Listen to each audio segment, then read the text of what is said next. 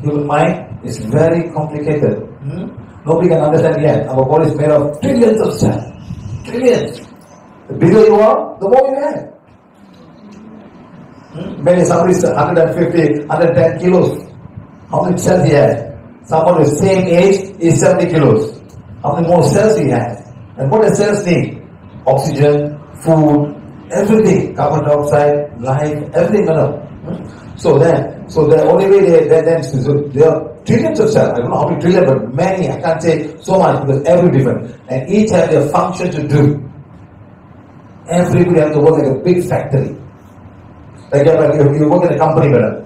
One is invoicing department, account department, purchasing department, production department, sales department. They all work as a team. Only with the team, the company will be successful. And then you have a team inside here. A big team. Respiratory system, what else we have?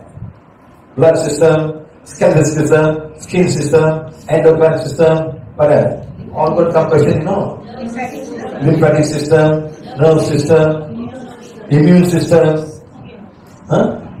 respiratory system, muscular system. Very good. So all these things. Skeletal system, all part of the whole system. They all have to work together as a team. And you start saying, I don't like my body. I don't like this, I don't like that. What happens? Everything goes wrong. Your body is not doing it right. Okay? So each has its own function to do. Every time, every minute. Our mind is the governor of all of these cells. Our mind. Mind is the governor of all of these cells. You start saying, my pen is not working. Who made it not to work? You made it not to work.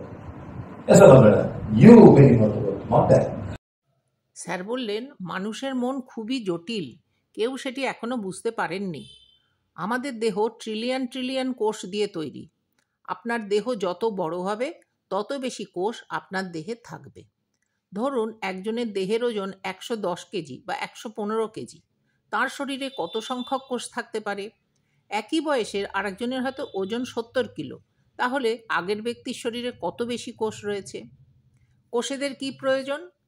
কোষেদের oxygen, খাদ্য, সব কিছু, carbon dioxide ইত্যাদি সব কিছুরই প্রয়োজন আছে। এদের প্রত্যেকেরই নিজস্ব কিছু কাজ আছে যা তাঁরা করছেন।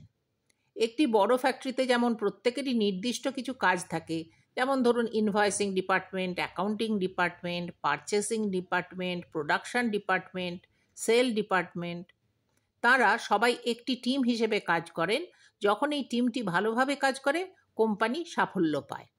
আমাদের দেহ সেই রকম একটি টিম কাজ করে।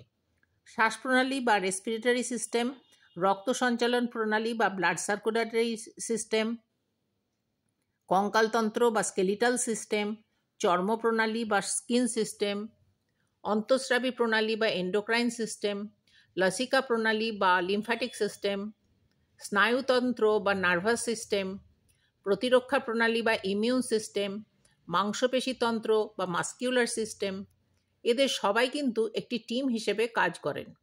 এবার আপনি বলতে শুরু করলেন, আমার এই শরীরকে ভালো লাগে না, আমার শরীরের এটা আমার পছন্দ নয়, ওটা আমার পছন্দ নয়, তাহলে কিন্তু কিছু সমস্যা হবে, দেহ ঠিক মতন কাজ করবে না।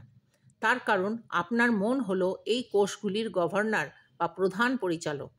আপনার মন হলো এই সমস্ত কোষগুলির গভর্নর। আপনি বলবেন, আমার প্যাঙ্ক্রিয়াস বা অগ্নাশয় কাজ করছে না। কে তাকে কাজ করতে দিচ্ছেন না? আপনি তাকে কাজ করতে দিচ্ছেন না।